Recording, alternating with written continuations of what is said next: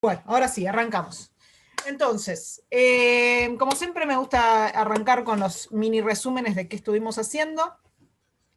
Y estuvimos viendo este método matricial que nos resultó tan útil, que si nos parábamos en la posición de equilibrio, entonces podíamos tener nuestro sistema de ecuaciones homogéneo, de manera tal de resolver un sistema de autovalores y autovectores que, como vimos en la clase pasada, corresponden a las frecuencias naturales, y los autovectores corresponden a las relaciones entre las amplitudes. Ahora, la pregunta del millón es, ¿quién se anima a resolver un sistema de 10 por 10? Y hacer el determinante de 10 por 10. ¿Quién se anima a hacer un determinante de 100%? O imagínense que uno tiene un sistema parecido, que es una red cristalina de n moléculas alineadas, una al lado de la otra, y son muchas, porque es una Facu, dice Javier, porque es una red de miles de moléculas alineadas así, de esta manera, y uno tiene que hacer esto. Entonces, o lo llamamos a Facu, pobre Facu quedó, o ¿qué hacemos? Entonces, lo que va a pasar a nivel numérico es que uno puede decir, haga un sistema de 10 por 10, me animo, lo invierte la compu, 100%, invierte la compu, pero más allá de si el problema numérico es resoluble o no, el problema uno como que se está perdiendo información tal vez, ¿no? Tal vez al hacer un planteo que sea más genérico nos permite obtener, y ahora es lo que vamos a ver hoy, algunos conceptos físicos que en esta resolución numérica se pierden. Entonces, como creo que Milton dijo alguna vez, no sé si en este cuatrimestre o en el anterior, porque ya me perdí, pero la idea es que todas las herramientas numéricas nos van a servir para ilustrar y hacer más tangibles nuestros problemas, pero si todo lo resolvemos numéricamente, nos perdemos un montón de contenidos físicos, ¿sí? Más allá de que sean resolubles o no numéricamente. Entonces, una pregunta es, ¿cómo podemos hacer para poder resolver un sistema de n grande, partículas donde n grande es el número que yo se me antoje, ¿sí? De partículas unidas con resortes, y poder entender el comportamiento de ese sistema, ¿sí? Entonces, de ahí vemos si nos sirve ilustrarlo o no nos sirve ilustrarlo numéricamente. Entonces, lo que uno hace cuando se encuentra con esta situación es decir, bueno, lo primero que yo sé hacer, o lo único que yo sé hacer, es escribir las ecuaciones de movimiento y mirarlas con cariño. Siempre es mirarlas con cariño. Entonces digo, bueno, escribo la ecuación de movimiento de la partícula 1 como el resorte 1, ¿sí? Y su interacción a través del resorte de la derecha con la masita 2. Escribo la ecuación de movimiento de la masita 2, que ahora ya tiene interacción con la masita 3 y la masita 1. Cuando escribo la 3 me doy cuenta que es exactamente igual que la 2, pero cambiando, subiendo un índice en cada lugar. Y me va a pasar lo mismo con la partícula 4, y luego con la 5, y con la n chiquita, y con la n más 1, hasta que llegue a la n grande. Y cuando llegue a la n grande se va a parecer mucho a la partícula, a la ecuación de movimiento de la partícula 1. Entonces, básicamente yo puedo decir, tengo un conjunto de ecuaciones de movimiento que son todas parecidas entre sí, salvo dos.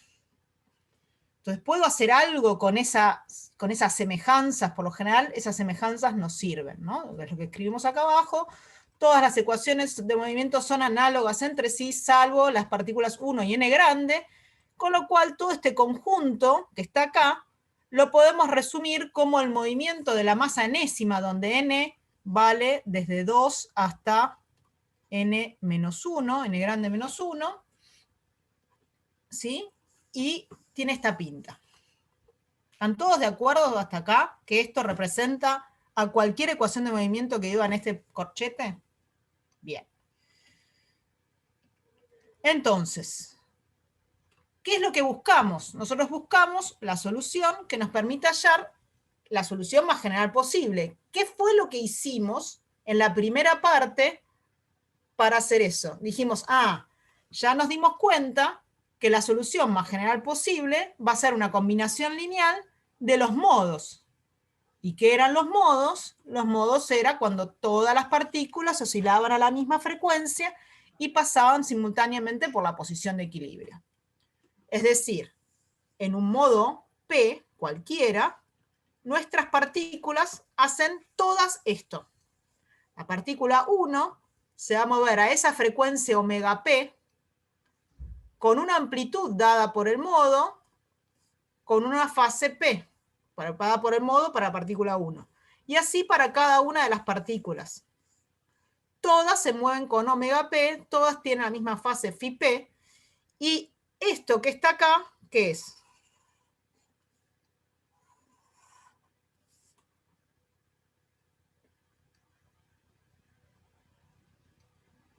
El vector de las amplitudes, el autovector correspondiente a omega P. Eso representaría eso, ¿sí? Pero por ahora nosotros no sabemos cuánto valen esas amplitudes, sí sabemos que deberían responder a algún autovector si yo resolviera el sistema de manera matricial. Entonces lo que hacemos en esta instancia es decir, bueno, esta es entonces la solución para esta ecuación en un modo P. ¿Están de acuerdo con eso? Entonces, no, por ahora no. A ver, cada una de estas que están en este corchete son ecuaciones de movimiento para las masas entre 2 y n-1. Pero estas sí son soluciones del modo P. Así que tienen que ser, si querés, del 2 al n más grande menos 1, soluciones de esto que escribimos en forma genérica. ¿Sí, Caro? Vamos a resolverlo en un rato eso. Si querés, lo que podemos hacer es decir, ok, si estoy en un modo P, de acá hasta n grande menos 1, todas estas son soluciones del modo P.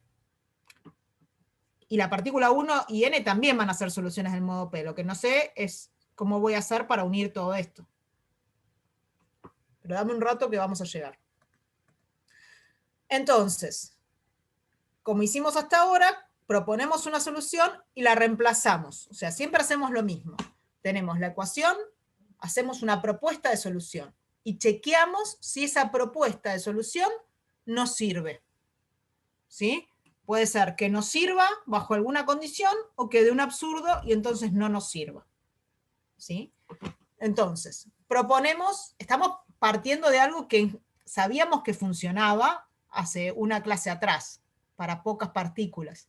En principio, no deberíamos tener ninguna restricción sobre que esto no funcione.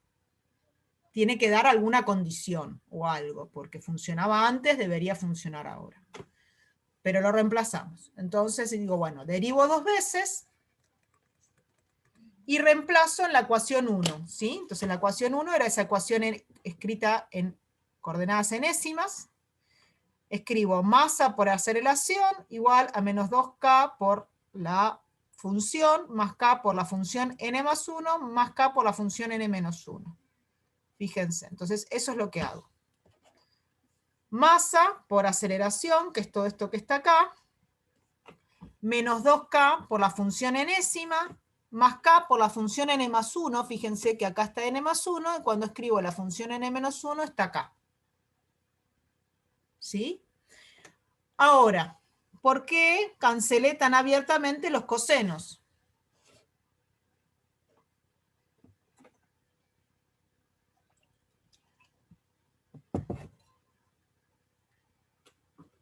Bien, ambas tienen razón, porque son todos iguales y yo quiero que la solución valga para todo tiempo. Entonces, estos cosenos se van. Y me queda una solución bastante simple, ¿no? Algo que solo relaciona las amplitudes. Fíjense que me dice que la partícula n-1 más la posición de amplitud de la partícula n más 1 tiene que ser alguna cosa que depende de las constantes de construcción, los parámetros de construcción y de la frecuencia del modo por la amplitud de la partícula enésima. Es decir, lo que consigo es una relación de recurrencia entre la partícula n-1, la n+1 y la n. Es decir, que si por casualidad alguien me tira de pista la posición, la amplitud de dos partículas, yo con eso puedo iterar y conseguir todas las posiciones de todas las partículas.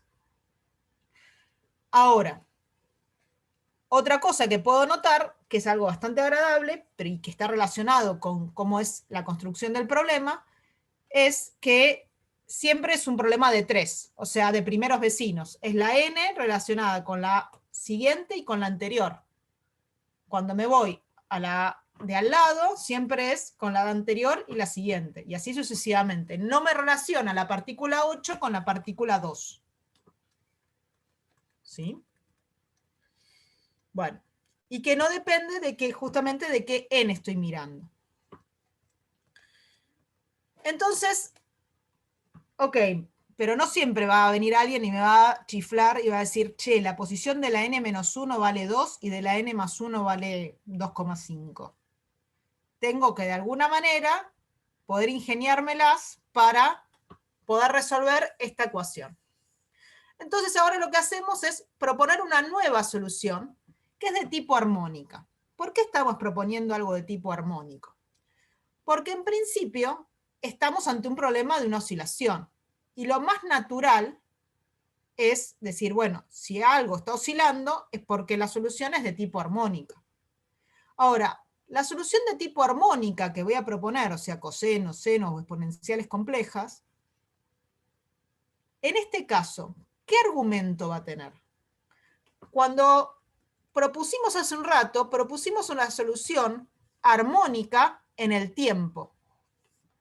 Pero ahora yo quiero proponer una solución armónica para una ecuación de amplitudes. O sea, ¿qué es lo que yo necesito ahora? ¿Necesito algo en el tiempo? ¿O necesito algo en la posición? Como dice Daniela. Me están escribiendo símbolos raros.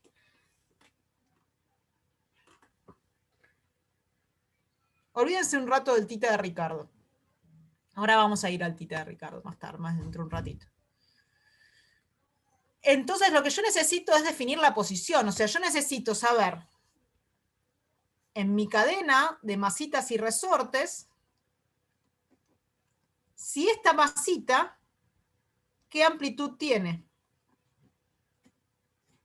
Esta masita, ¿qué amplitud tiene en un determinado omega? Yo ya ahora el tiempo me lo saqué de encima. ¿Está bien? Entonces, lo que vamos a hacer es proponer una solución armónica para la posición, donde, como decía Mauro, la coordenada espacial es la que tiene n por a. Esto va a representar la posición. Como dice más abajo, estoy contabilizando masas. ¿Sí? Entonces, básicamente, esa coordenada que me define la posición es discreta, porque no tengo un continuo. Y entonces tengo, esto vale 1A, esta masa vale 2A, esta masa vale n por a. Acuérdense que yo estoy mirando oscilaciones transversales. ¿Sí?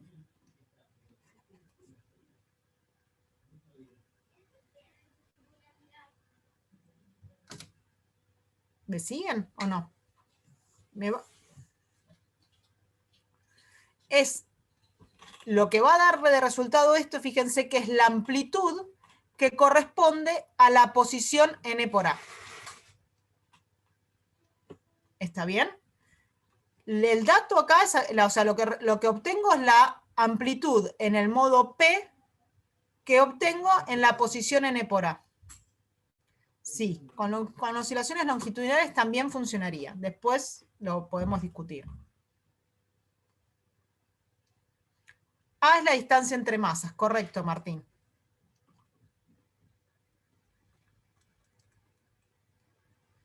Bien. Entonces, propongo esta solución. Nuevamente, yo propongo una solución. Cuando la reemplace en mi ecuación, que es esta de recurrencia que tengo acá arriba, me va a dar algo, o me dará un absurdo, con lo cual esa solución no era una solución plausible, o me dará alguna condición que me va a decir, ok, la solución que me propusiste es válida siempre y cuando se cumpla tal cosa. Entonces hagamos eso. ¿Quién es N? Es un contador. Es el contador que me dice en qué masa estoy parada. Si me paro en la masa 2, va a valer 2. Si me paro en la masa 80, va a valer 80. Bien. Entonces, voy y esa propuesta de solución la pongo en mi ecuación diferencial, en mi ecuación de recurrencia, perdón. Fíjense cómo armé esta solución armónica. Detalles importantes. Todo coseno no tiene un argumento con unidad, o sea, el argumento no debe tener unidades. Con lo cual, si esto, n por a, que es mi equivalente a posición, tiene unidades de distancia, este k tiene que tener unidades de 1 sobre distancia.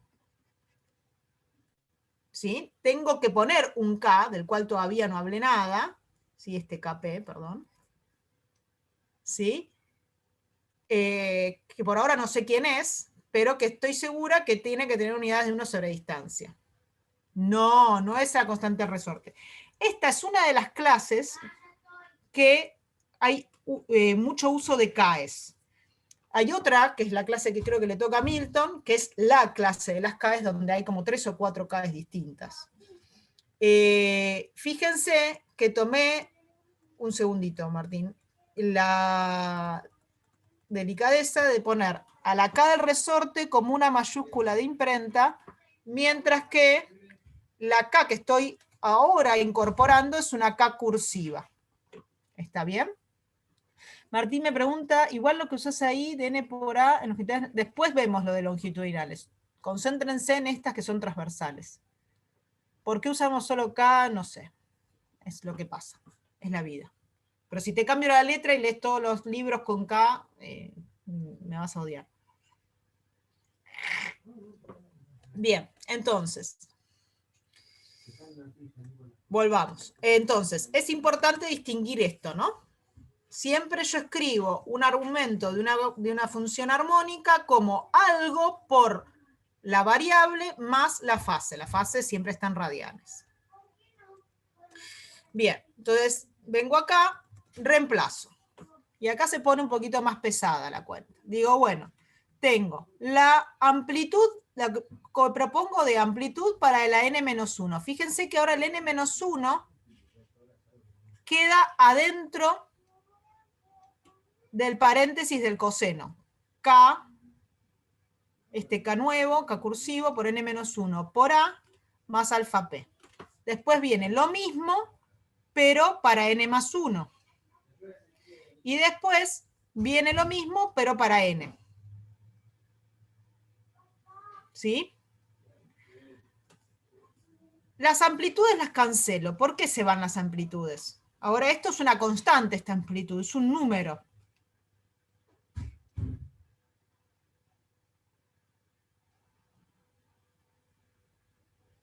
¿Por qué las cancelé tan abiertamente?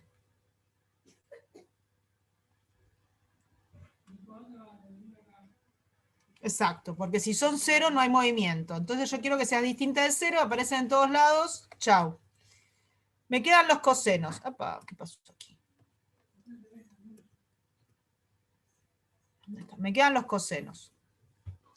Ahora, fíjense, estos cosenos que aparecen acá tienen algo parecido. Si se fijan, todos tienen el coseno de kn por a más alfa.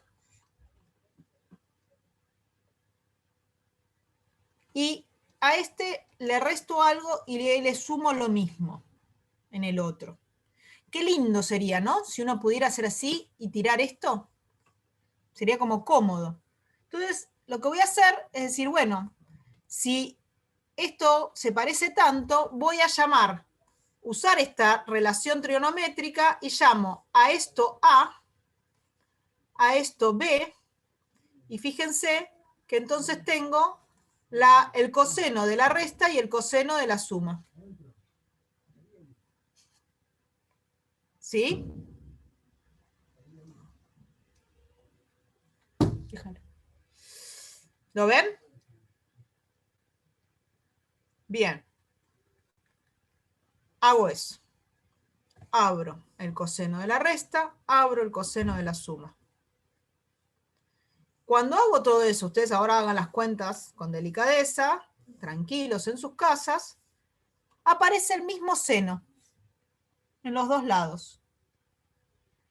Uno sumado y el otro restado. Entonces se van. Y me quedan solo los cosenos. Y ahora soy feliz, soy Gardel y Lepera con guitarra eléctrica. ¿Por qué? Porque este coseno aparece en todos los términos, como yo quería. Y se me va. Entonces, fíjense que de esta cosa espantosa que teníamos hace un rato, ahora tenemos una expresión muy simple, que es esta que está acá. ¿Qué me dice?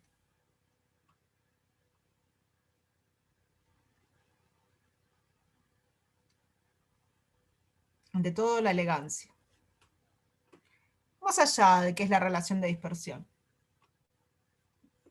O sea, los nombres los usamos, pero la verdad que no me importan mucho.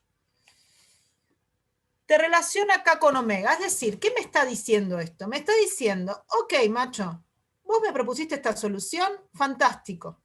Me funciona, va bien. Siempre y cuando omega y k, que es este parámetro que me agregaste, se relacionen así. Es decir, me está diciendo algo bastante relevante, que es que la parte espacial, porque K está relacionada con la parte espacial, no es independiente de la parte temporal, que es lo que me define omega, sino que están interrelacionados. Este K es el K del resorte y este K es el K que representa ahora que estamos ya un poco más avanzados.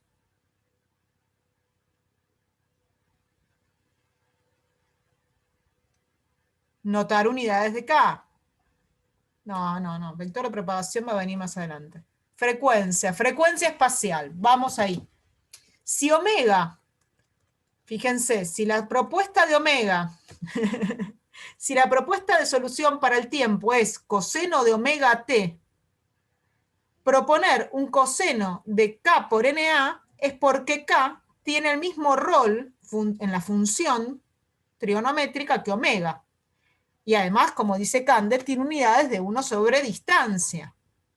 Con lo cual, eso me implica que tengo que K cumple el rol de frecuencia espacial. ¿Está bien? Acá les pongo. Más adelante veremos eso.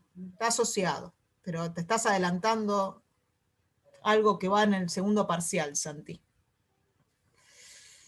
Bien. Entonces, noten que les sugiero fuertemente que revisen la sección 3.1 de la punta de Ricardo. ¿Sí? La sección 3.1 de la punta de Ricardo les dice, hace todo este desarrollo, pero para un problema muy parecido, ¿sí? Estoy tratando de mostrarles el apunte, que es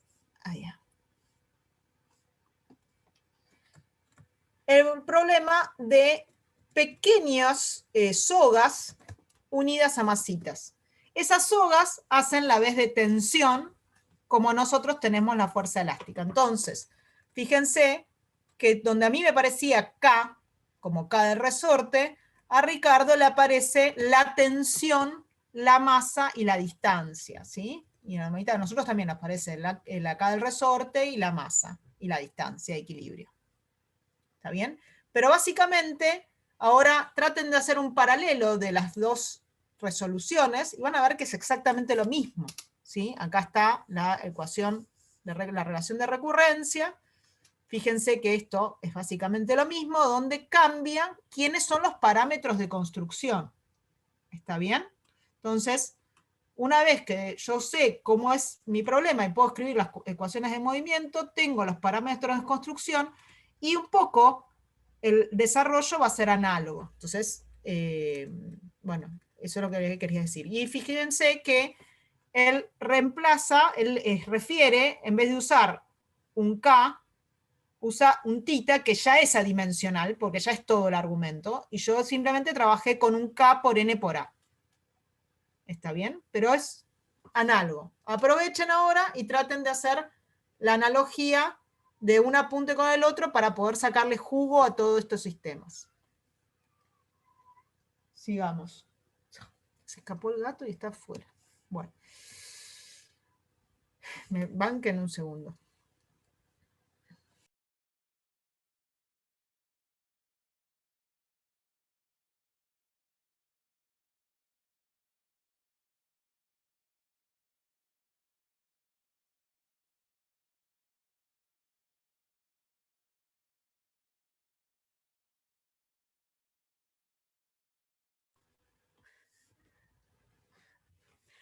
Le tuve que avisar a mi hijo mayor que agarre el gato. Bueno, perdón.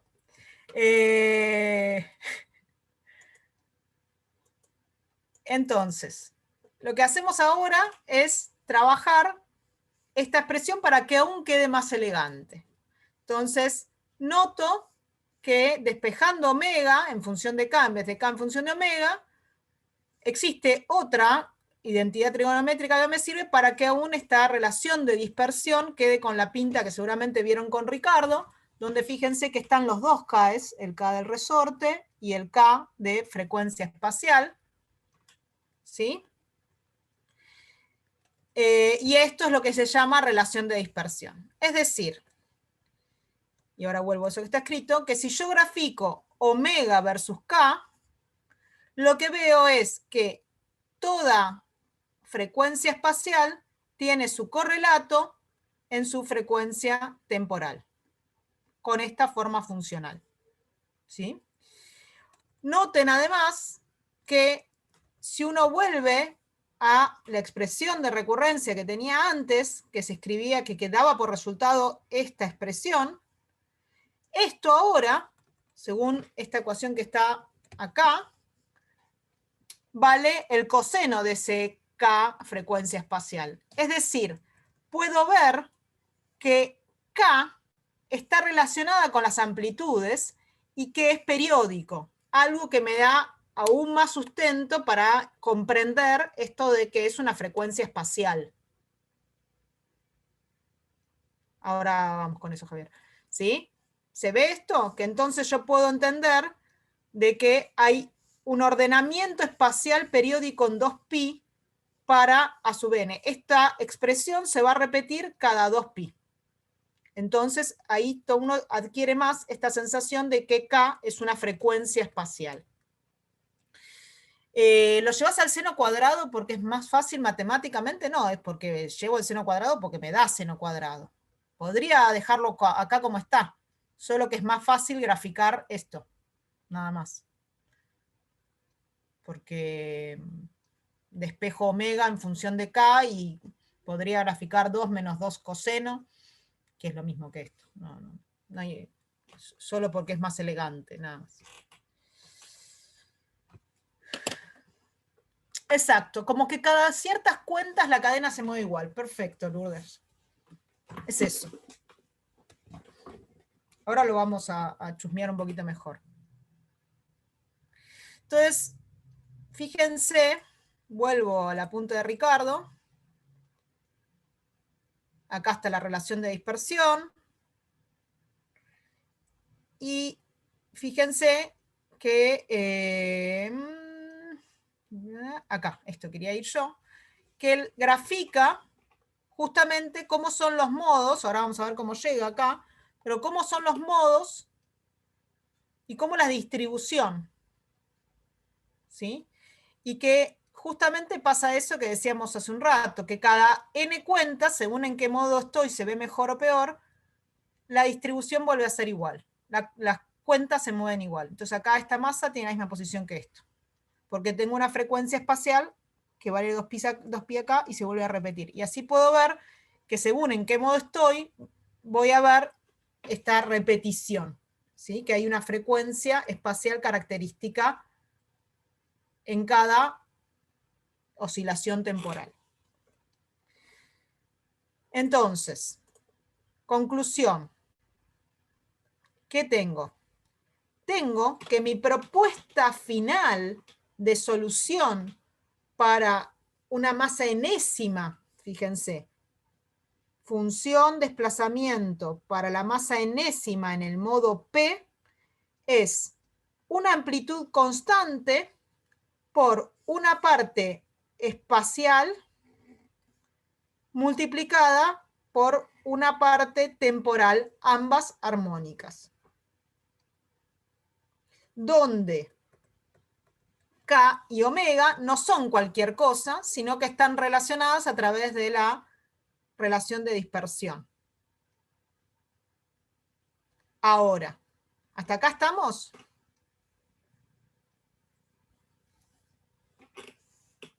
Bien, ahora tengo un problemita o un problemón.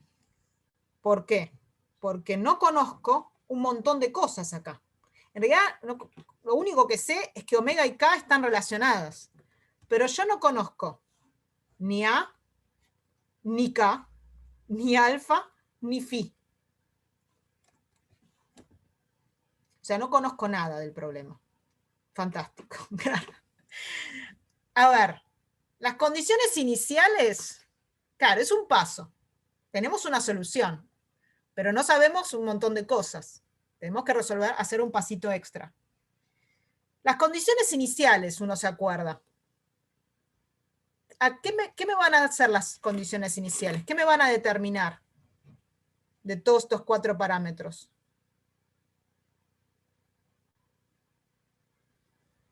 Bien. Exacto. Amplitud y fase, ¿cómo? ¿Espaciales o temporales? Y phi, las temporales. Yo defino condiciones iniciales a un tiempo t0. O sea que fantástico. Ahí yo sé que cuando imponga las condiciones iniciales, joya, A y phi van a quedar determinadas. Pero ¿y alfa y K? ¿De dónde las saco? ¿De qué me estoy olvidando? Condiciones de contorno. ¿Quiénes son las condiciones de contorno? Las inventamos, dice Franco.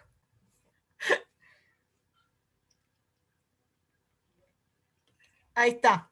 No me acuerdo quién hace un rato, era una chica, se estaba estresando por que la masa 1 y la masa n grande eran distintas, y tenía toda la razón del mundo. ¿Por qué eran distintas? Y son las que ahora me van a salvar las papas para determinar quiénes son alfa y K, y son las que voy a determinar como las condiciones de contorno.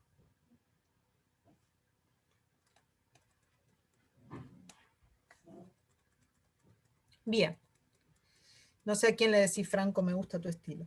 Bien, entonces, el de inventamos debe ser. Sí, eso, el de inventamos. Entonces, ¿qué tipo de condiciones de contorno podemos tener? Muchísimas. ¿Sí? Seguramente con Ricardo estuvieron viendo, yo me acuerdo que entré en una clase y estaban viendo una condición de contorno como más general. Pero básicamente nosotros nos vamos a concentrar en 2 tipos de condiciones de contorno, que son las límites, si quieren. Y en el medio van a poder definir otras condiciones de contorno que van a dar otras cosas más alocadas. La condición que vieron en clase, antes de ver esa más rara, es lo que se llama condición de contorno fijo. Es decir, la masita 1, o la masita 0, en realidad, el resorte de la izquierda, digámoslo, está atada a la pared. Y el resorte último, el de la derecha, también está fijo a la pared. A eso lo vamos a llamar condición de contorno fijo, que la voy a escribir matemáticamente de la siguiente manera, diciendo que la posición n por a igual a 0, o sea, si esta era la distancia a, entonces esta posición es n por a igual a 0. ¿Están de acuerdo? Vale 0 porque estoy diciéndole, si existiera una partícula imaginaria ubicada en n igual a 0, la fijo, la ato, no la dejo mover. Le estoy diciendo que todo el tiempo la función desplazamiento vale 0 en ese lugar. Y lo mismo le voy a decir para alguna partícula imaginaria o para la posición n grande, es la unión del puente con la Tierra. ¿Sí? Y la partícula imaginaria, n grande más 1, también. Estoy diciendo todo el tiempo esto está quieto. ¿Sí? La otra condición que tenemos es la condición de extremo libre, en donde aparece, seguramente les llamó la atención, el dibujito del problema, creo que era 3, que había como un arito que permitía engarzar al resorte este a una, como a un riel, ¿sí? Entonces la idea es que yo voy a acá tener ese arito, ¿sí? Ese arito lo que va a hacer es que este resorte pueda subir y bajar en este riel, básicamente sin hacer esfuerzo, ¿sí? Porque se va a mover solidario a la masita 1. Y eso es lo que le voy a pedir. Básicamente le estoy diciendo que esa propuesta de resorte de la izquierda, de primer resorte, ¿sí? Es un resorte que no hace ninguna fuerza, como si fuera una barra rígida. Y eso lo escribo matemáticamente como que la partícula imaginaria ubicada en 0 tiene la misma posición que la partícula ubicada en la posición 1, y lo mismo para la partícula n grande respecto de la n más 1, de n grande más 1. ¿Sí? Eso me va a permitir que mi sistema pueda desplazarse hacia arriba y hacia abajo de una manera claramente diferente que el de extremos fijos. ¿Se entiende? ¿Cuáles son los dos tipos de condiciones de contorno? Excelente. Bien. Entonces, como ustedes ya resolvieron el extremo fijo en clase teórica, por ahí no están hechas todas las cuentas con lujo de detalle, pero las tienen, y son bastante más fáciles que las de extremos libres, doble extremo libre. Vamos a resolver ese caso, que es el doble extremo libre. Pueden tener, fíjense, lo que se llama extremos mixtos, que es tener un extremo fijo, por ejemplo este, y uno libre, por ejemplo este. Entonces uno está atado a un lado y el otro lado puede moverse sin restricción en el eje Y. O viceversa, mixto para el otro lado. Entonces básicamente uno tiene 4, con esta combinación tiene 4 combinaciones posibles. Fijo, fijo, libre, fijo, fijo, libre, libre, libre. ¿Está bien? Y creo que el ejercicio 9 pide que resuelvan todos los casos. Bien. Entonces, condiciones de extremo libre. Entonces, fantástico. Yo ya sé que la solución para un modo P es todo esto. Pero tengo que definir quién es K y alfa, con lo cual voy a proponer para extremo libre primero la solución C y la propuesta, la condición, digamos, C y la condición D. Entonces escribo la C. Fantástico, bueno, escribo en n por a igual a 0, me queda el argumento de la parte espacial solo con el alfa, de un lado, del otro lado me queda en K por A, el n vale 1, porque estoy acá, justo en n igual a 1, y me quedan las dos partes temporales. Como siempre, necesito que la amplitud sea distinta de 0, que valga para todo tiempo, y entonces me queda una igualdad entre las partes espaciales. Tengo dos incógnitas, pero también voy a tener dos ecuaciones, porque tengo que plantear la D. ¿Sí? Que hago algo muy parecido, me va a quedar una cosa similar a esta, pero con n más 1 grande y n grande. Ahora, Fantástico, ya estoy mejor. Tengo dos ecuaciones con dos incógnitas, que son K y alfa. Ahora, ¿cómo resuelvo este sistema? Me tengo que preguntar, ¿cuándo dos cosenos son iguales? ¿Cuándo dos cosenos son iguales?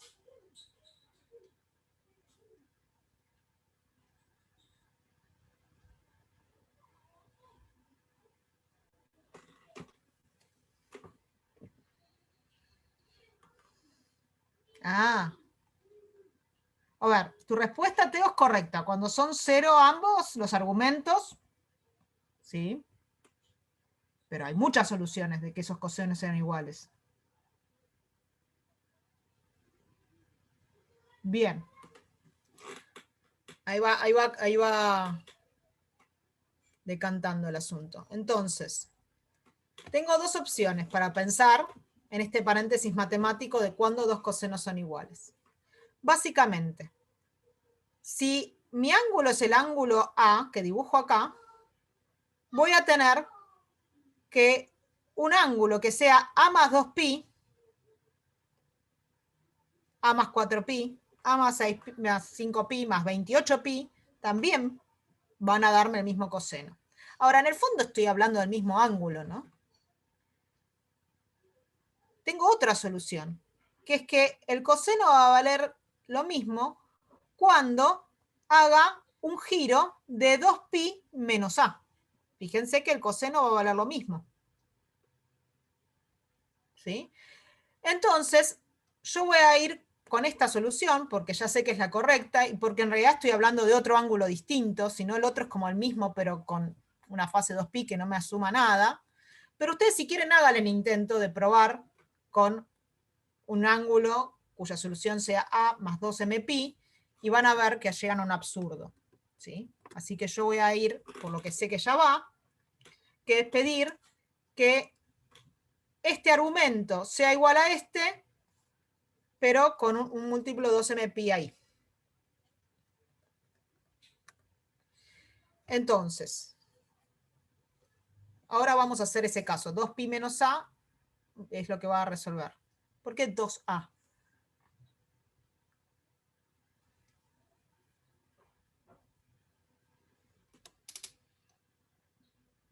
No, el ángulo vale, si yo miro, si este es mi 0, vale 2pi menos a.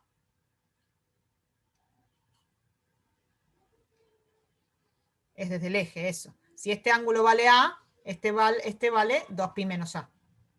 Claro, está bien, ok. Bueno, entonces digo, si estoy en este caso, digo, bien, el argumento de este tiene que ser 2mpi menos el argumento del otro coseno. ¿Sí? No me entra todo en la pantalla, necesito mis 4 pizarrones del aula 2, chicos.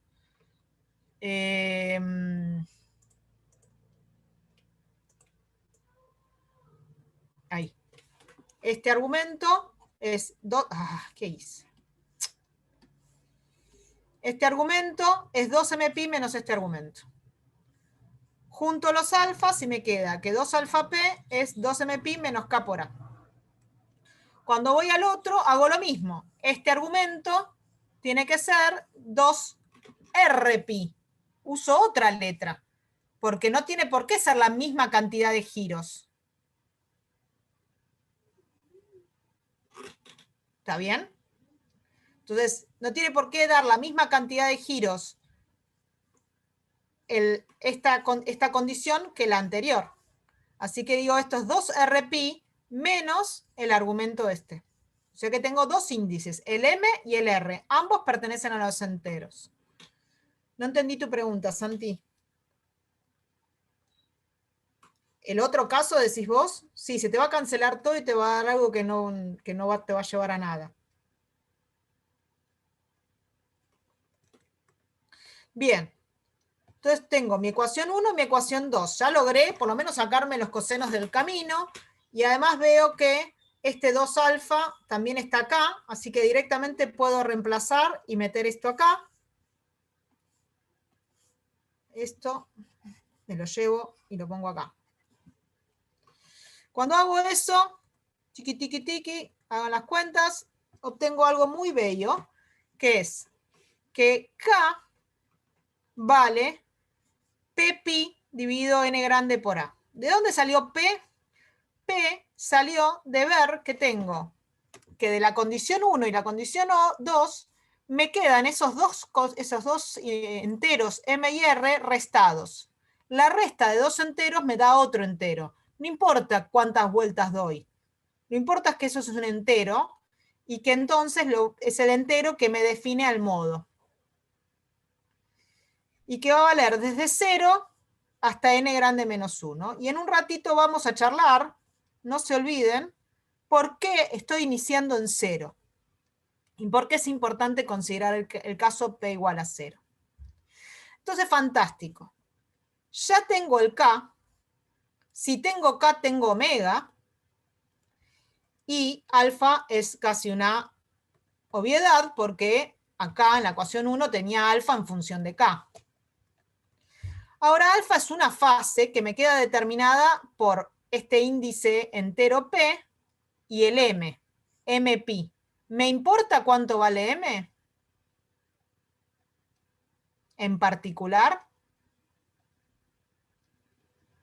¿O puedo tomar M igual a 0 sin pérdida de generalidad?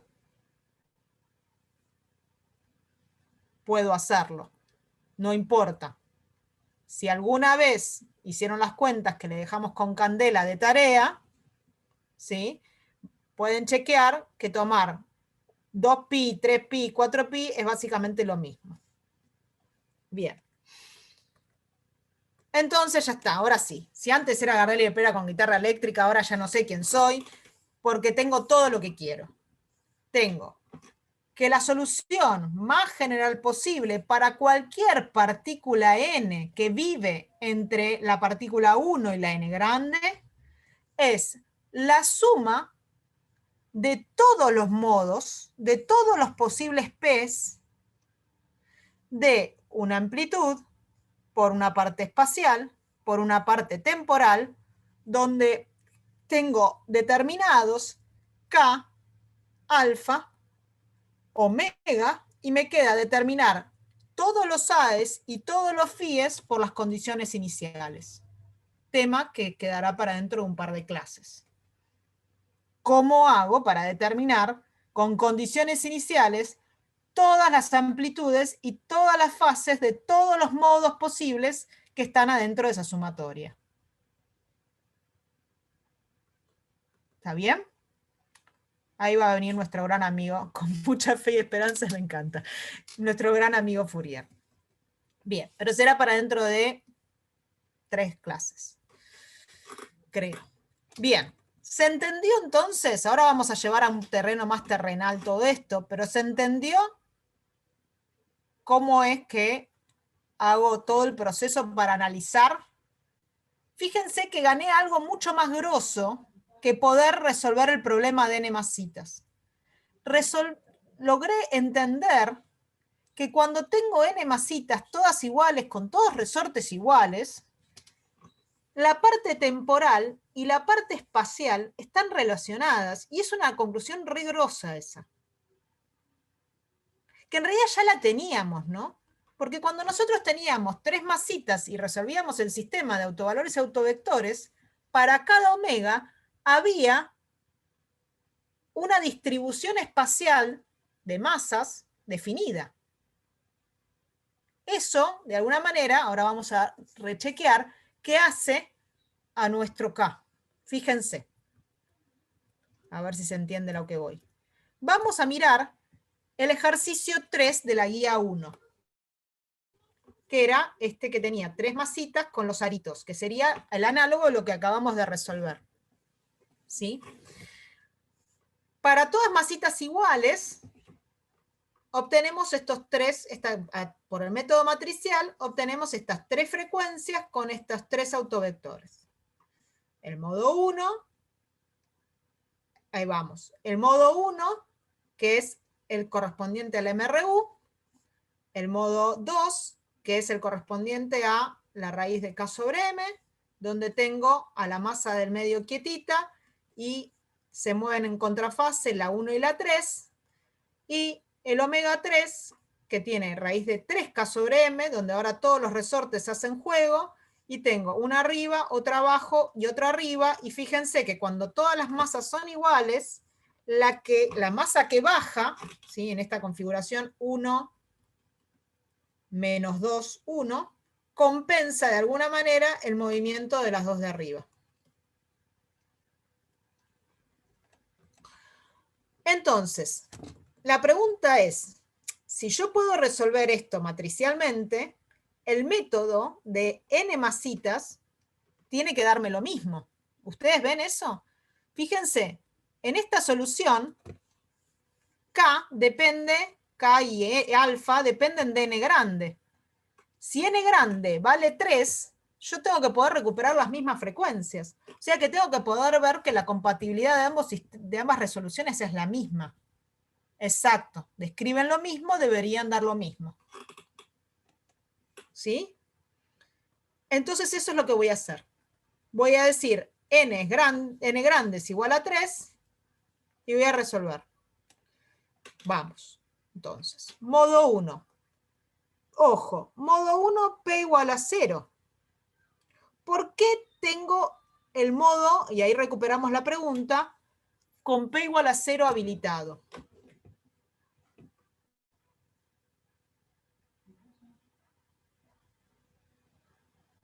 Porque existe el traslacional. ¿Por qué existe el traslacional?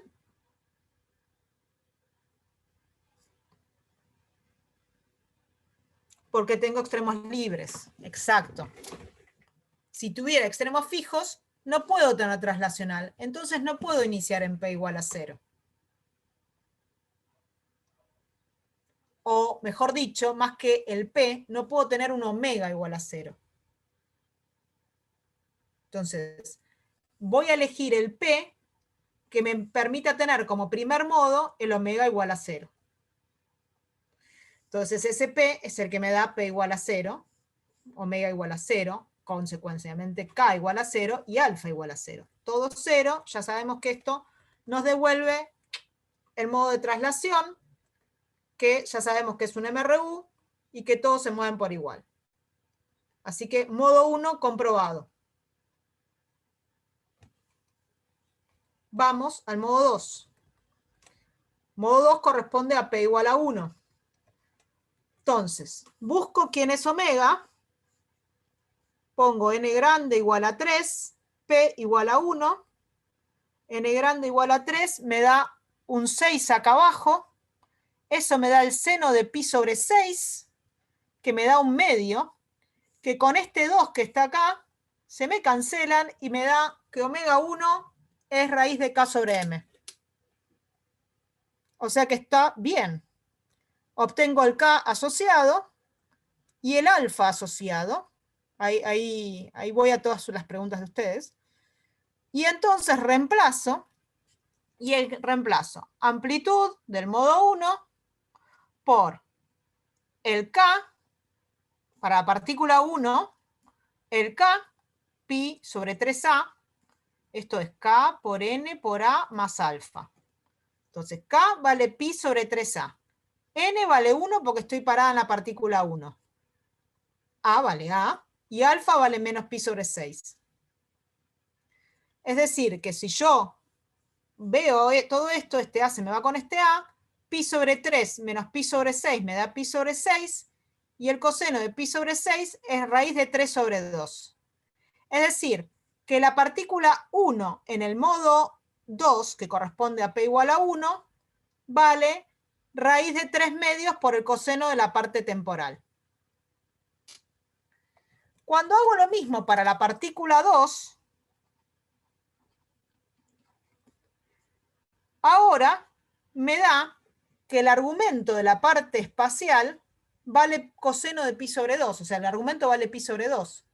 Es decir, que todo esto vale 0. Es decir, que psi 2 vale 0 todo el tiempo.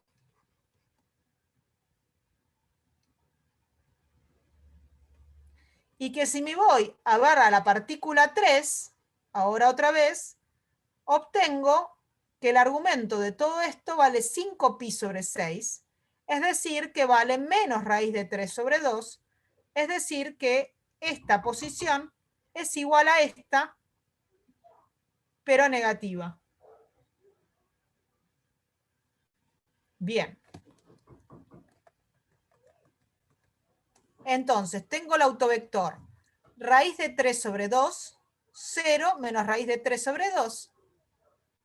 Exacto. Fíjense, es lo mismo que yo tenía cuando resolví el problema matricial, solo que con una constante de por medio, ¿no?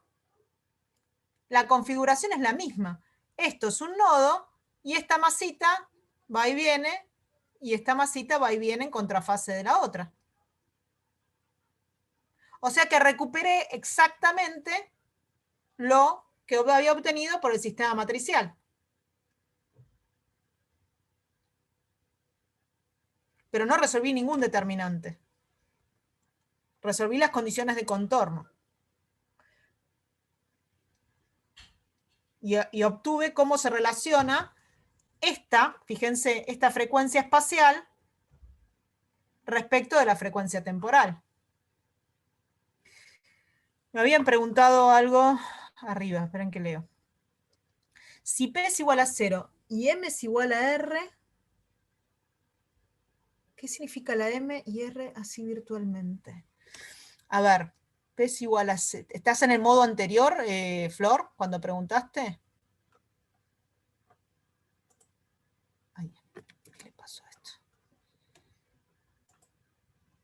Sí, en el modo 0, P vale 0, y ya M había dicho yo que era 0 porque dije que no cumplía ninguna función y que podía tomar arbitrariamente que valía 0.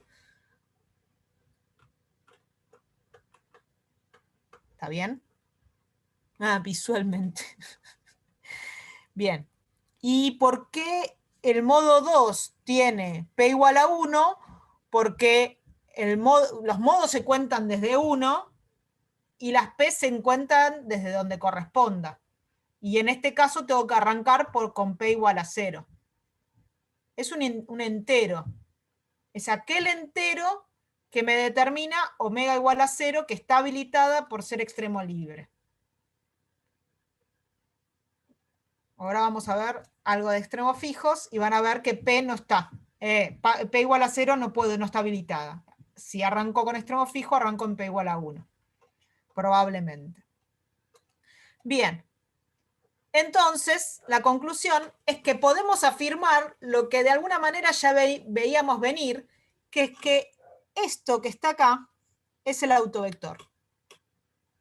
Lo cual tiene todo el sentido, ¿no? El autovector que nosotros definíamos como la distribución de amplitudes, ahora es este coseno.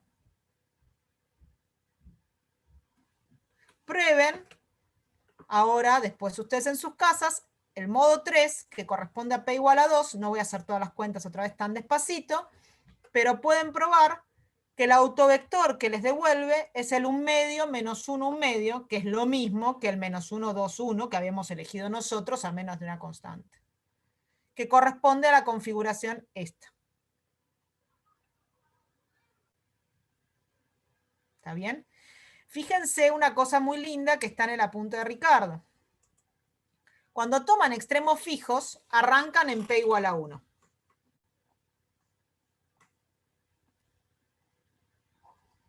¿Sí? Y él toma el caso de 1, 2, 3, 4, bueno, en realidad este es el extremo fijo, 1, 2, 3, 4, 5 masitas. N grande es igual a 5 en este dibujo. Ahora, yo podría saber ahora, de antemano, dónde van a estar si yo considero, no sé, muchas más masitas. Por ejemplo, si tomo una masita acá, agrego masitas, yo ya sé la posición de estas masitas en el modo 1, porque todas siguen esa función coseno de kn por a más alfa para el modo P. O sea que no tengo que hacer todo otra vez. Yo puedo agregar n grandes masitas y voy a saber a dónde están posicionadas. Si yo agrego una masita acá en el medio, ¿a dónde va a estar? Para el modo, bueno, justo estoy en el 11, perdón. Vamos al modo 2. Si yo agrego una masita en el medio, sé que va a estar acá. Si yo agrego una masita en el medio, sé que va a estar acá arriba. Y así con todas las masitas. Y así puedo seguir agregando masitas. ¿sí? Entonces, en el caso de P igual a 11, voy a tener que la masita que agrego estaría acá arriba. Y esta estaría acá. Ya sé la posición de antemano. Es re grosso. O sea, está buenísimo porque no tengo que resolver todo el determinante otra vez para saber la distribución. Ya la sé. Solo tengo que cambiar n grande. Tengo una restricción. Sí, también se agregan nuevos modos, por supuesto. Estoy absolutamente de acuerdo con Inés. ¿Cuántos modos tengo? N modos. Tantos como grados de libertad tengo. En este caso, si estoy solo mirando la transversal, tantas como masitas tengo. ¿Sí? Y ya sé cómo va a ser el último modo. El último modo, ¿cómo va a ser? Zigzag. Exacto. Uno arriba, uno abajo, uno arriba, uno abajo, uno arriba, uno abajo. ¿Está bien? Luz, creo que quedó una pregunta colgada en Dale, el chat, ¿cuál? que creo que era de Patricio. Decía, no entendí por qué con extremos fijos no admite el P igual a 0. Con extremos fijos no admite el P igual a 0, gracias Candel, no admite el P igual a 0 porque el P igual a 0, así como está definido, como lo definimos hoy, implica un omega igual a 0. Y un omega igual a 0 implica un movimiento MRU. Y si yo tengo los extremos fijos, no puedo tener un MRU. No puede trasladarse. Pero es importante que visualicen eso. No es importante el P, es importante el omega que me da ese P. Porque si a mí se me hubiese ocurrido definir otra cosa, de otra manera los enteros estos, entonces tal vez tengo otras secuencias de P's. Lo importante es que siempre tenga n grande modos, ¿sí? Y que el P igual a 0, o el P que me refiera a un omega 0, solo esté habilitado para extremos libres. Como dice Martín, si tengo un fijo, un libre, no puedo tener un omega 0, porque no puedo trasladarlo con MRU, porque está fijo en un punto.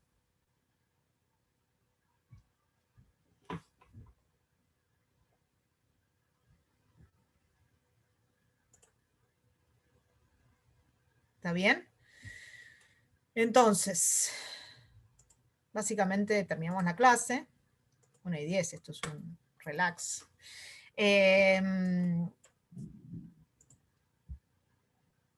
Nada, fíjense de resolver el ejercicio que corresponde, que creo que es el 9,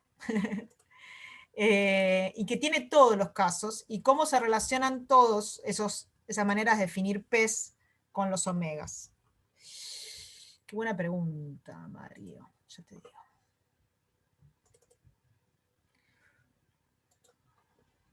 No te quedó claro lo de omega. ¿Qué parte? Porque dije muchas cosas de omega, Santi. A ver. Ah, ya, no quería hacer eso. Yo acá, cuando resolvimos el problema de condiciones de contorno, cuando lo resuelvan les va a quedar más claro. Sobre todo cuando resuelvan el caso de extremos mixtos. Pero de alguna manera yo acá dije R menos M vale P. Pero yo habría podido decir que R menos M es un entero cualquiera. 4K más 8, yo qué sé, no sé.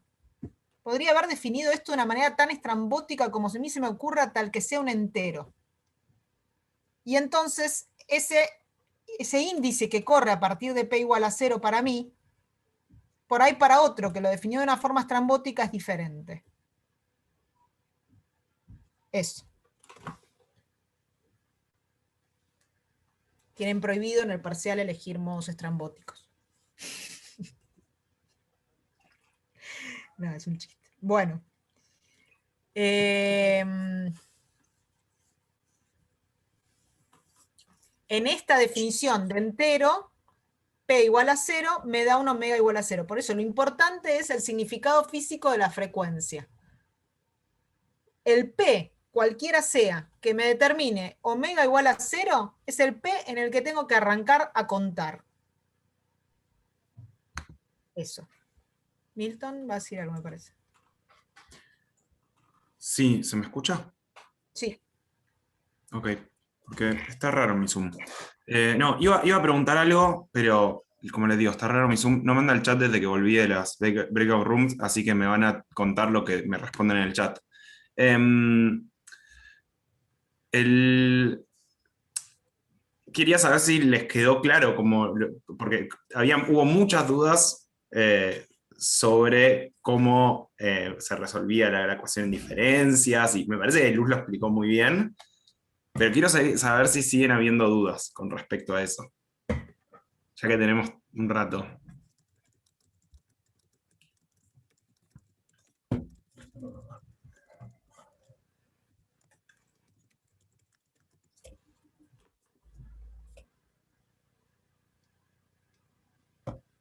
Que están poniéndolo en el chat.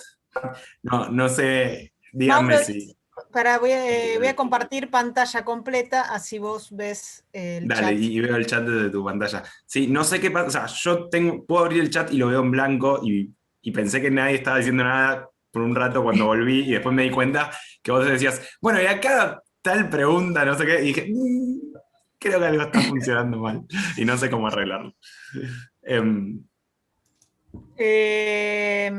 A ver, Sebastián dice que no, Sebastián no. Mauro dice, para mí no fue muy distinto a lo que dijo Ricardo. Bueno, la idea es que sea un repaso y que hay otras cuentas y que uno afianza contenidos. No tiene que ser rigurosamente tan distinto en realidad. A mí me quedó mucho más claro. Sí, hay que procesarlo. Son cuentas que como en general todas las clases el resumen es la misma. O sea, hay que hacer las cuentas para que las fichas caigan. Bien, yo igual con respecto a eso también voy a hacer otra pregunta, ya que aprovecho que vos dejaste la pantalla en un lugar justo sobre lo que quería insistir. Cuando Lu resolvió esa igualdad entre cosenos, ¿quedó claro?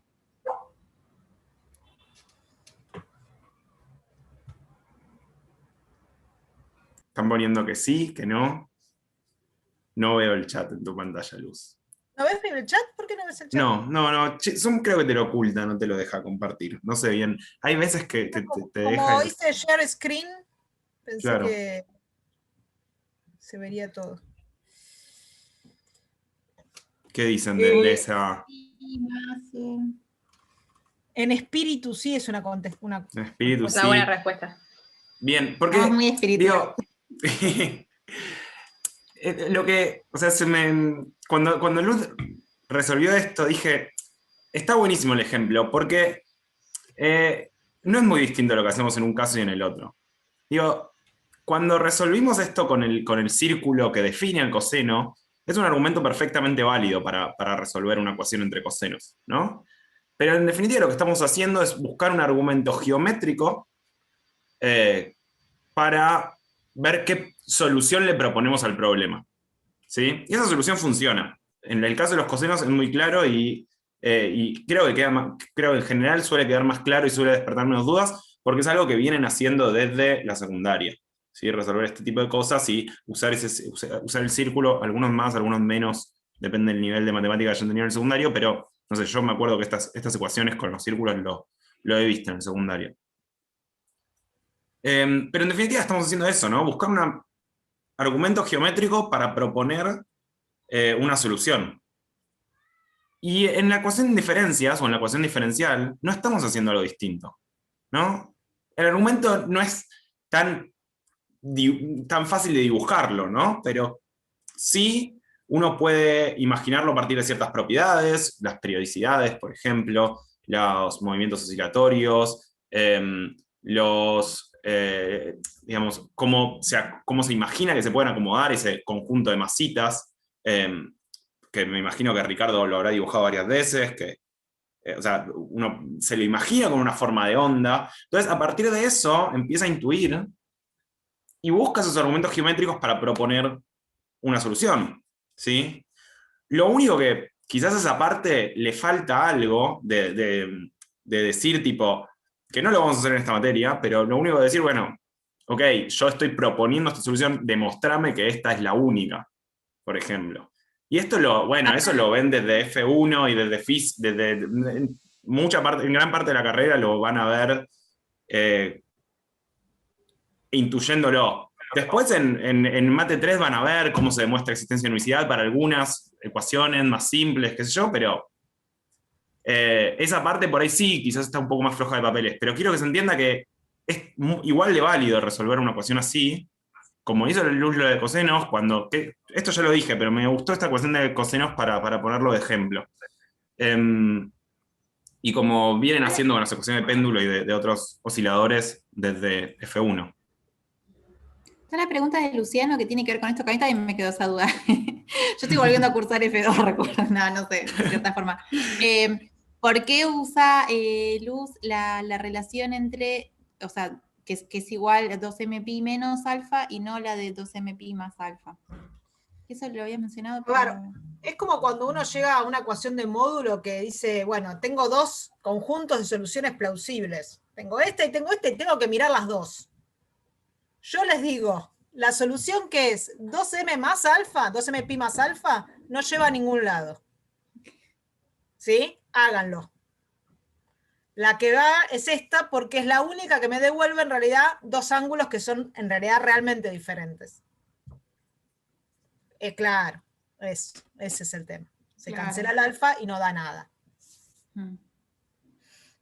Pero nada, yo me acuerdo haberlo hecho y haber dicho, mira, chao, vale la otra. Pero... Que es importantísimo igual lo que está diciendo Luz de que son el mismo ángulo, ¿no? Piénsenlo también desde el círculo. Si dieran cosas distintas con el mismo ángulo, con el mismo lugar geométrico que ocupa ese ángulo,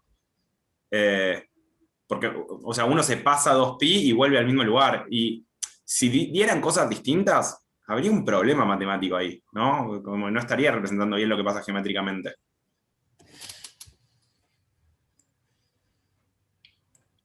Exactamente. Alguien había preguntado antes, si no me equivoco, que igual les cuento, después de no sé cuántos años de dar física 2, las preguntas siempre rondan alrededor de lo mismo, con lo cual son los puntos de conflicto. Quédense tranquilos que está bien que se planteen lo que se están planteando. Flor dice, a mí no me queda muy claro cómo se relaciona P con omega. ¿Te quedó más claro ahora o quieren que lo vuelva a contestar?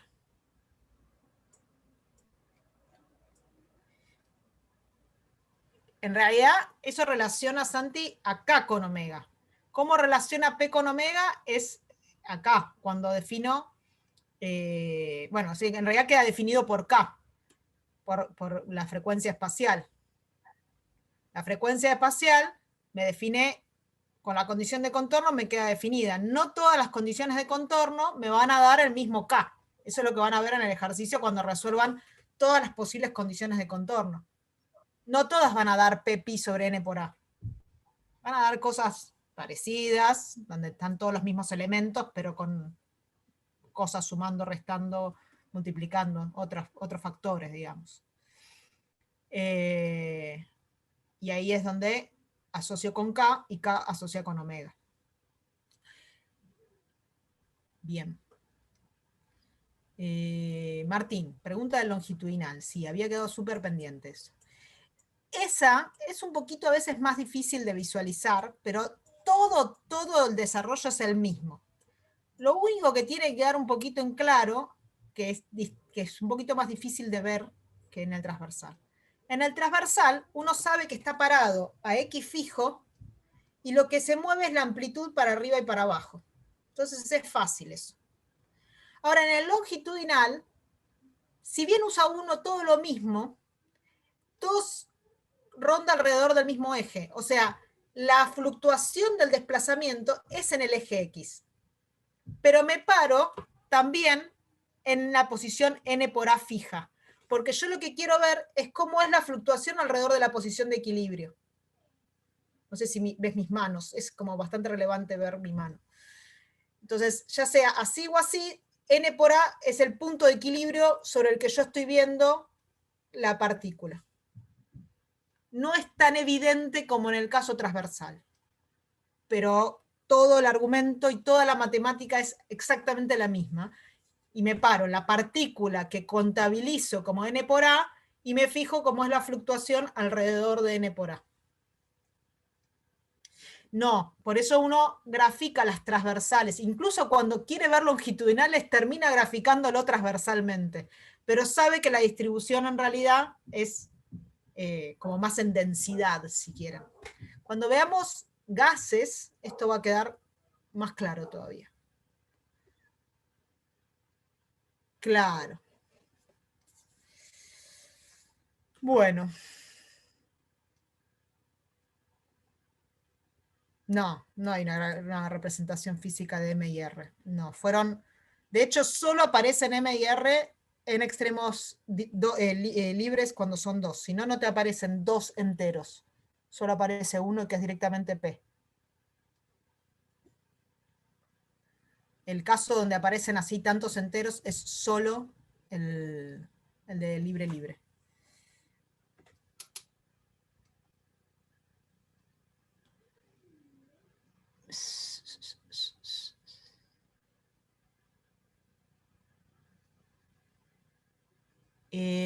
Si podría tener movimientos. Esperá, se me confundieron dos consultas. Miguel, quería consultar respecto a P y omega. P es cualquier entero que definamos nosotros que lo importante es el omega. A ver, lo importante es el concepto físico y el concepto físico lo tiene la frecuencia. Eso es lo que te quiero decir. Un entero, nada. Mientras la frecuencia. A ver, si el entero me devuelve una frecuencia negativa, ese entero no era válido. No era a partir del cual tengo que contar. Si P igual a 8 me daba omega menos 10, mejor me paso a P igual a 9 y me fijo si ya empiezo a obtener omegas positivos. Todo depende de cómo sea la manera en que elegiste los enteros. Van a ver que con extremo fijo libre, a ver, por ahí esto queda más claro. Cuando hagan extremo fijo libre, van a tener que elegir enteros que sean solo impares, si no me equivoco. Y la manera de definir los impares es arbitraria. Uno puede elegir impares como 2p más 1, o impares como 2p menos 1, o impares como 2p menos 9. Y entonces ahí cuenta de p's diferentes. Si Candela se ríe porque elijo números raros. Entonces, ahí tal vez quede más claro por qué insisto tanto en que lo importante es ver que la frecuencia sea positiva o distinta o igual a 0 según el caso de extremos que tomo. Y creo que Martín preguntaba si uno puede tener en un extremo fijo libre un movimiento circular, que el riel es perpendicular al eje, nunca podrías tener circular, ¿no? O sea, tendrías que tener un riel, ya estoy pensando en un problema de parcial, Martín, gracias a vos. Tendrías que tener un riel que sea circular para permitir el problema circular. Que podría ser, ¿no? Sí, claro que sí. O sea, lo que no podría es cerrarse y que uno sea fijo y otro libre. O sea, tiene que ser circular, separarse, que los últimos no estén en contacto, uno fijo y el otro que se pueda mover. Claro, podrías tener un punto y el riel acá que haga así. Lo que pasa es que ahí si te lo podés imaginar, se puede hacer. De verdad que sea fácil. Ustedes tengan en cuenta que toda pregunta de ustedes puede llevarse a un ejercicio de parcial, siempre. Pobre Martín. Había una pregunta más arriba. Ah, perdón. Me la perdí. Alguien había preguntado cómo sabías que omegas tenían sentido. O algo así era. Y es o positivos o iguales a 0 solo en el caso de que sea plausible que eso suceda. Sí, o sea, yo insisto con lo que decimos siempre del sentido físico, de que se puedan visualizar las cosas y puedan imaginarse las cosas y qué tiene sentido físico y qué no. Me parece que es una intuición que se van a ir ganando, no es que espero que ya la tengan, pero es un poco esta idea. Las cosas que tengan, o sea, los omegas, los P's que se pueden poner son los P's que den soluciones con algún sentido físico. Un omega negativo en principio no significa nada. Un omega 0 le dimos un significado, pero solamente tiene sentido ese significado si los extremos están libres. Entonces, fíjense este tipo de cosas. Arrancó 1:30, veo que arranca la hora filosófica. 0 es positivo. Me gusta que lo responda Inés, que es nuestra más autoridad. Por suerte. Sí. Lo que pasa es que Inés me parece que tiene parte de la carrera de matemática cursada y nos salva de todas esas preguntas. No, Sí, no es sí. matemática ya, no dijo que se recibió. ¿Se recibió Inés ya? No sé. La matemática designada es excelente. Ah, sí. La recibí. Licenciada Inés. Licenciada. Inés, te ganaste todas las preguntas matemáticas, las respondemos. Claro, Te las vamos a enviar a vos. Me gracias. da vergüenza explicar la matemática que explicamos adelante tuyo. Igual, a mí lo que me gustó de la clase de hoy, bueno, es una pavada, ¿no? Pero que esa parte del final cuando retomás el caso para 3 masas, y se ve que en definitiva este método es otro método para resolver lo mismo. Es otra matemática para resolver, que también la podríamos haber aplicado para el caso de 3 masitas al principio. Podríamos haber arrancado por ver esta solución matemática y no la que veíamos antes. Y yo les hago una pregunta. Sí. ¿Qué limitación tiene este método que el otro no tiene? Apa.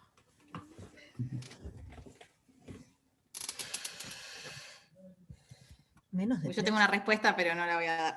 No era para vos. No, yo también quiero pensar. Que las K se confunden. Esa es una limitación limitación. importante, sí. Claramente. No. Menos de 3 partículas, decía Miguel. ¿Qué pasa si tengo una molécula que quiero resolver, como la de ejercicio 2, donde son distintas las masas?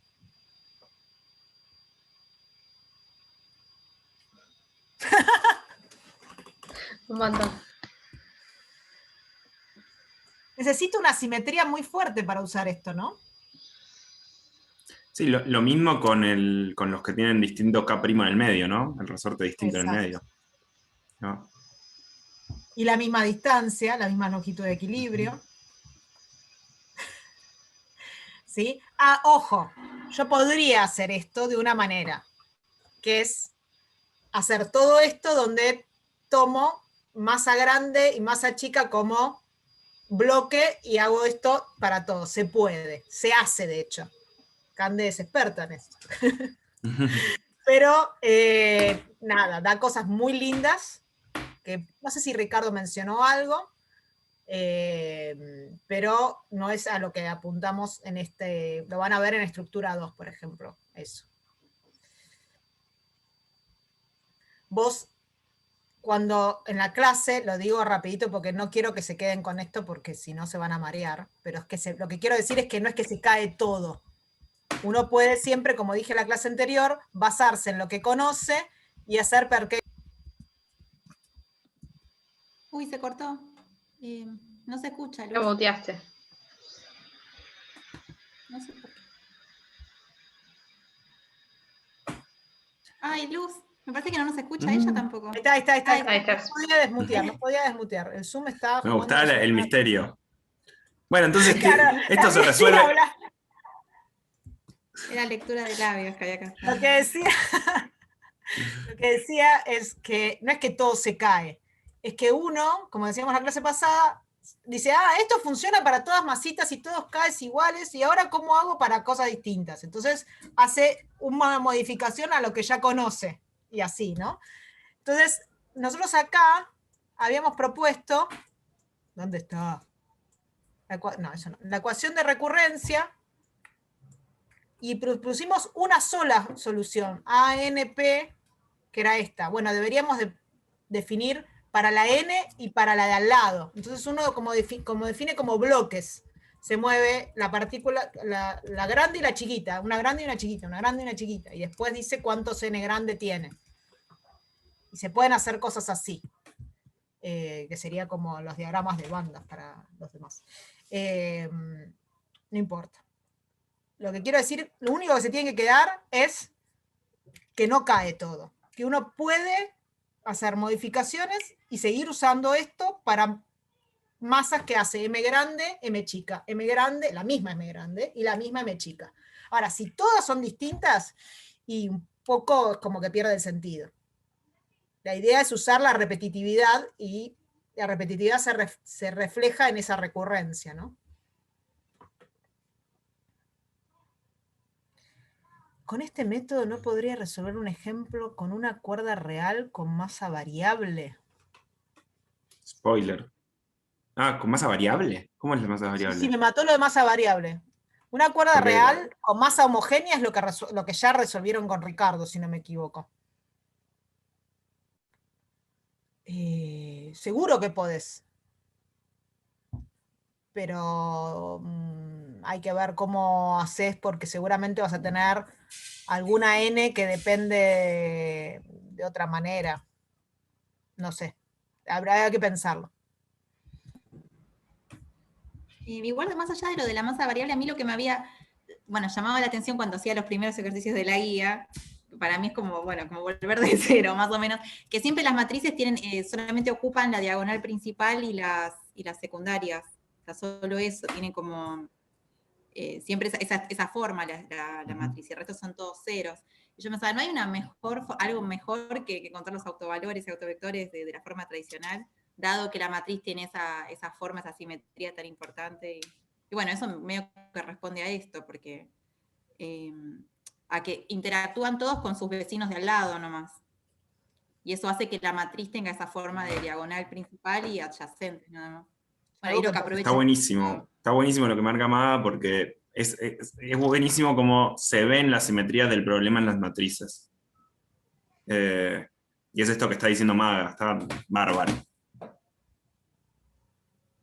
Y va a pasar con un montón de cosas, y en la carrera en general les va a pasar. Que en la misma matriz van a decir, pero esta matriz es simétrica en el sentido algebraico. ¿Qué simetría está representando el problema, por ejemplo? Eso va a pasar mucho. Bueno. Luz, quedó una pregunta ahí que hizo Valen, si alfa terminó siendo 0 arriba. Y aprovecho porque yo también tenía una pregunta y se me pasó en el chat. Pero primero contesta esa porque yo también tenía esa duda. ¿Si alfa es 0 o si alfa no es 0? ¿Esa es la pregunta? Si terminó siendo 0, alfa. No, alfa no terminó siendo 0. Alfa terminó siendo pp sobre 2n. Menos pp sobre 2n en particular. O sea, la fase espacial va a depender del número de partículas y del modo en que estoy parada. La fase inicial espacial.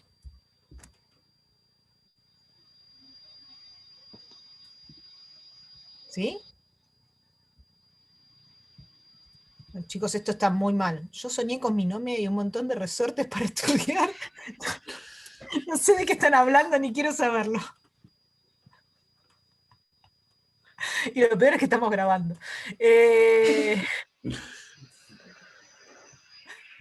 Bueno, lo del alfa, ¿sí? ¿Queda más claro? Que no es constante. La fase inicial espacial depende de la configuración. Yo lo entendí, no sé si... sí, está ahí con eso. Dijo que sí. ¿Y qué pregunta tenías vos?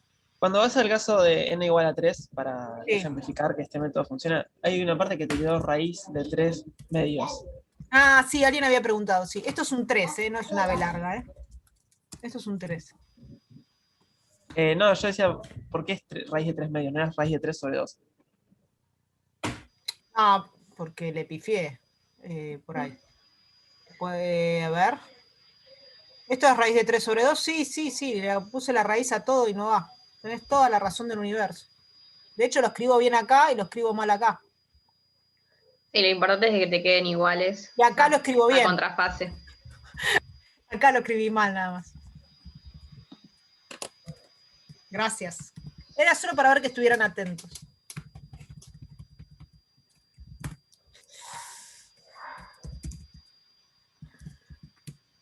¿Me comí un -1 en el vector del segundo modo?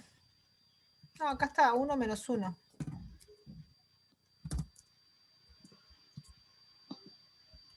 Del siguiente modo, quizá. Del 1, 2. No sé. Sí. Acá. Son súper atentos estos chicos. ¿No sería análogo a 1 menos 2 y 1, como lo tenías arriba? No importa, ¿no? Es una multiplicación por un factor positivo o negativo, da igual.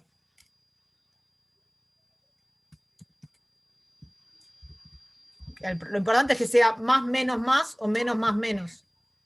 Porque en un momento está así y en un momento está así.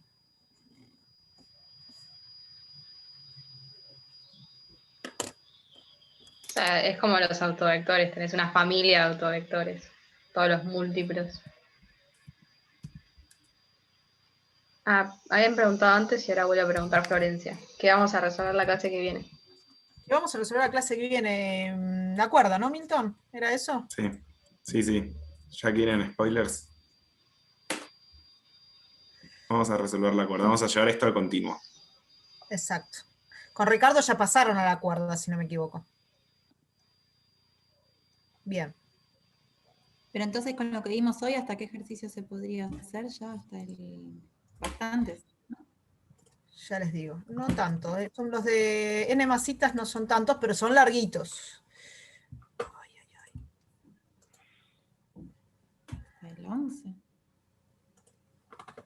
Ya te digo. 9, 10, 11. Exacto. Sí. Hasta el 11. De hecho, el título dice modos normales en sistemas periódicos y después ya pasamos a modos normales en una cuerda. En los títulos de la guía lo dicen. Exacto, el 12 ya es la cuerda. Perfecto. Son larguitos y están buenos. Ah, el ejercicio el que yo lo resolví con slinkies, pero el enunciado no dice que son slinkies. Claramente, ya a esta altura del partido deberían estar re cancheros en decir que la diferencia es mínima, pero lo aclaro, por las dudas. Acá dice que tienen L0. Y yo tomé L0 igual a 0.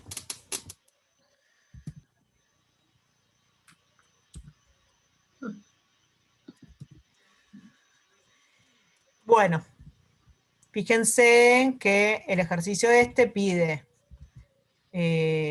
ambos extremos fijos, ambos extremos libres, izquierdo libre, derecho fijo, y particularizar todos los casos es en n igual a 3, entonces lleva un rato. Y también, y particularizar con n igual a 2 para resolver el problema matricial, que es el problema como el análogo al de la hornalla, ¿no? La hornalla extendida.